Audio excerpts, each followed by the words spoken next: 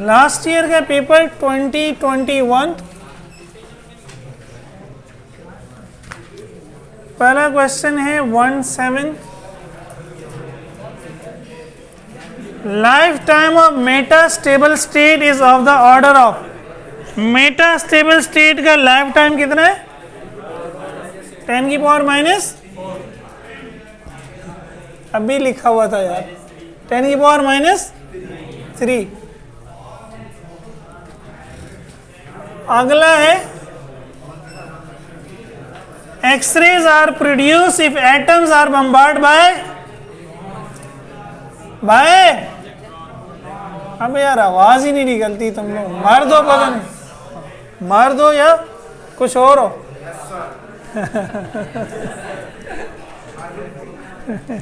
अच्छा, आगे 25 में क्या था? Radius of the first orbit is, first orbit का रेडियस क्या था? 0.053 है, 0.053 है, 0.05। पक्की बात है, मुझे याद नहीं है, फिर जाए ना देखना बुक में या नोट्स में।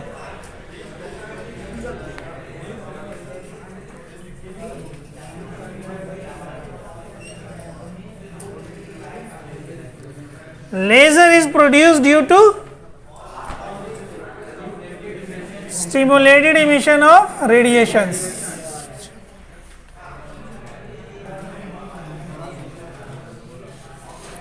ओ भाई देख लिया रेडियस, यही है। हम लोग तो मरवाओगे, वीडियो भी रिकॉर्ड हो रही है।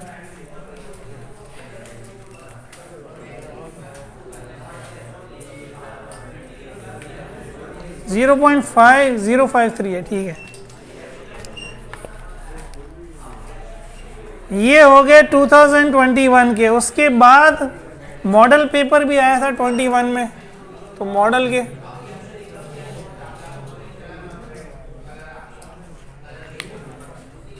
According to Bohr theory of hydrogen atom, total energy of hydrogen atom when its electron is revolving in nth orbit is, energy क्या होती है? n के प्रोपोर्शनल n स्क्वायर के, या इनवर्सली प्रोपोर्शनल n के, या इनवर्सली प्रोपोर्शनल n। कौन सा सही है?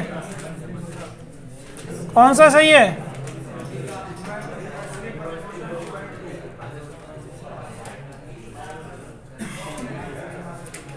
यार भाई फॉर्मूला निकाला था ना, ई एन बराबर है -13.6 अपॉन, तो एन स्क्वायर के इनवर्सली प्रोपोर्शनल नहीं है ये है? फिर कहाँ है तुम लोगों की जबानें? तुमसे लड़कियां लाख गुना अच्छी हैं, सारे ही बता दिए थे उन्होंने तकरीबन। 1-31 X-rays are part of electromagnetic spectrum and are characterized by frequencies higher than those of। X-rays की फ्रीक्वेंसी किन से हायर होती है? कल ही बताया था, परसों। अबे यार, कतरीना कैफ की शादी में घूम रहे हो तुम लोग, ठीक है ना। अल्ट्रा वायलेट एक्सरेज की फ्रीक्वेंसी किससे ज्यादा होती है? अल्ट्रा वायलेट से। कब पढ़ा था ये? हैं? परसों पढ़ा था। कब पढ़ा था ये? परसों। ये याद नहीं है।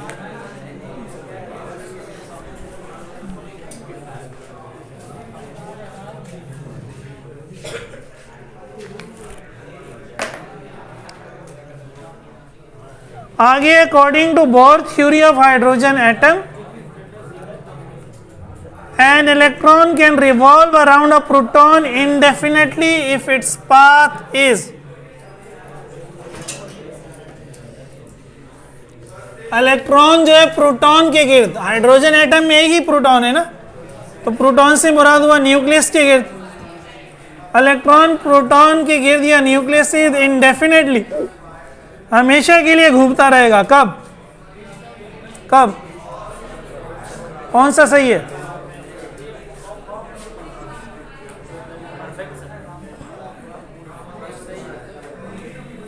देखिए दूसरा और चौथा तो सही नहीं हो सकते ना।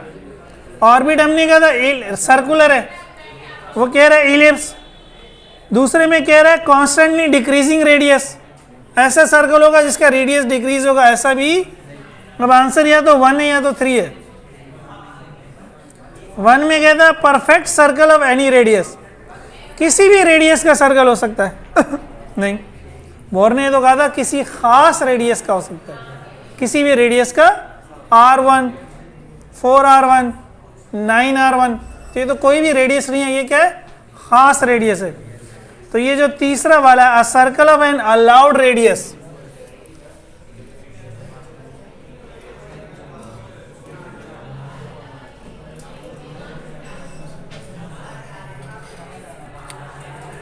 ट्वेंटी में पेपर नहीं हुआ था, 19 में।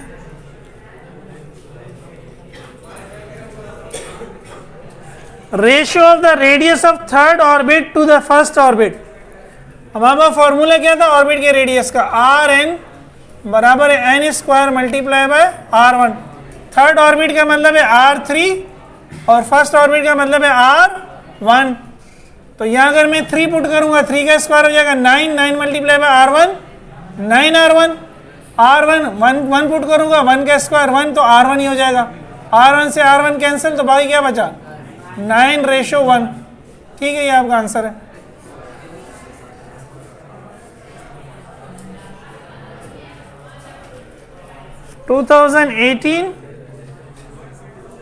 An electron can revolve in the nth orbit if its angular momentum is। पहला पोस्टुलेट बोर का, एंगुलर मोमेंटम क्या होना चाहिए, क्या होना चाहिए, NH/2π, NH/2π। आगे कहता है Lyman found a series in the spectrum of hydrogen atom in the region. Lyman की लाइन किस रीजन में थी, लाइमन सीरीज की लाइन किस रीजन में थी,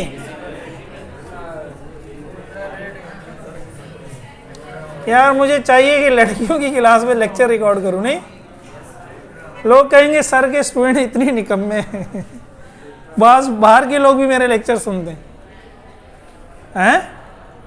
अल्ट्रा वायलेट थी ना यार, सबसे high energy.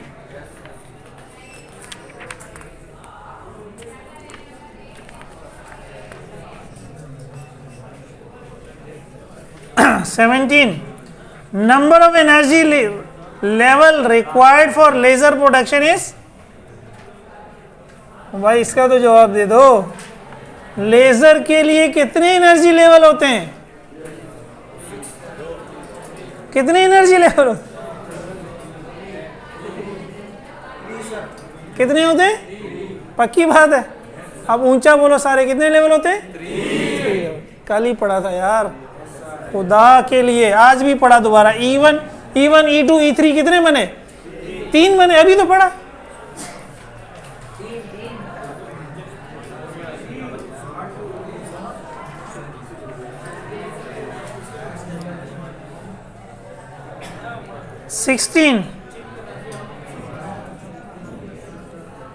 बामर series of hydrogen atom lies इन।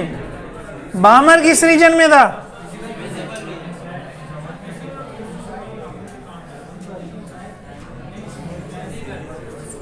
जी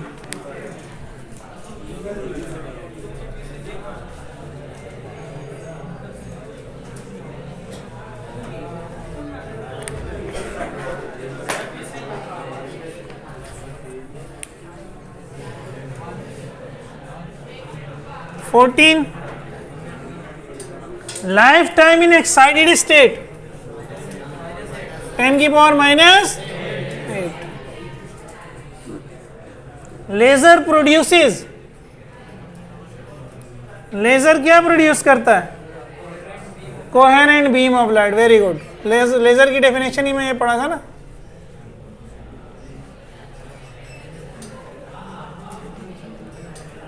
अच्छा 14 के बाद 13 पे आ जाओ। When an electron falls from third orbit to the first orbit, the line spectrum obtained belongs to, अगर पहले ऑर्बिट में आ रहा है तो कौन सा सीरीज होगी? लाइमन होगी, ठीक है। और दूसरे में आएगा तो बाल्मर, फिर बामर, ठीक है। 2011 में कोई नहीं है, 10 में आ जाए। ब्रैकेट सीरीज किस रीजन में होती है? Brackett series infrared, bracket Paschen fund सब किस में? इंफ्रारेड। फिर है आगे वेवलेंथ ऑफ एक्सरेज, याद ही ये मैंने लिखाया था, क्या आंसर है? क्या है? 1 एंगस्ट्रॉम टू 100 एंगस्ट्रॉम, सही। देखो जो कुछ करीब करीब की बातें वो याद हैं, तो ये इस बात का सबूत है कि अगर आप लोग पढ़ के आते ना तो सब याद होता। आज अगर पिछला पढ़ के आते, अच्छा 2010 के बाद 8 में आ जाए।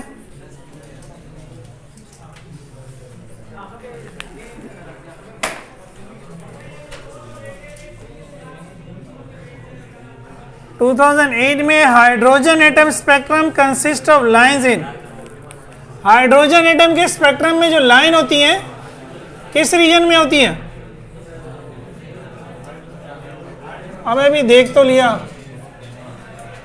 अल्ट्रावायलेट में लाइमन सीरीज, बामर जो है विजिबल में, पास्टन ब्रैकेट फंड इंफ्रा, तो ऑल हो गया ना, सारे होते हैं उसमें। आगे है, अच्छा आगे 2003 में पहुंच जाए।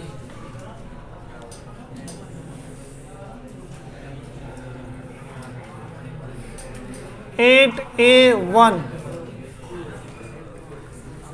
in hydrogen atom Balmer series lines are emitted as electron falls to the orbit having n is equals to 2।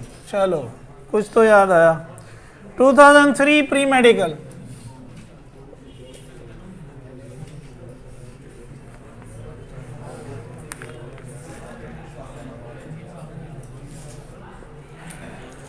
According to Bohr's theory, electron revolving around the nucleus in a fixed orbit radiates। Electron एक ही orbit में होगा तो क्या radiate करेगा? एक ही orbit में, एक ही orbit में, एक ही ऑर्बिट में, वो एक ही ऑर्बिट में तो क्या करेगा वो? नो एनर्जी ने यार, सही डर के नहीं बोलो ना, मर्द की तरह बोलो। जब वो ऑर्बिट ऊपर वाले ऑर्बिट से नीचे वाले ऑर्बिट में आएगा तब एनर्जी क्या करेगा? वो कह रहा है वो किसी ऑर्बिट में, अपने ऑर्बिट में है तो एनर्जी रेडिएट नहीं करेगा ना, no energy.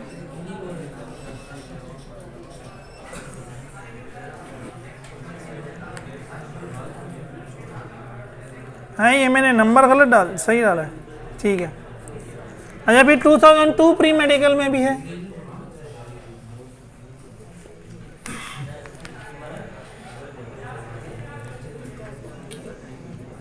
Fast moving electrons stopped by a heavy metallic target in an evacuated glass tube give rise to the production of X-rays। X-rays ही पढ़ा, यही से लो, यही आंसर होगा यार। X-rays प्रोड्यूस होती हैं ऐसी। 2001 last, laser is a device which can produce all of them। Monochromatic भी होगी, कोहेरेंट भी होगी, इंटेंस भी होगी, ऑल। तो अल्हम्दुलिल्लाह चैप्टर 18 दी एंड हुआ। नेक्स्ट वीक से 19 शुरू करेंगे।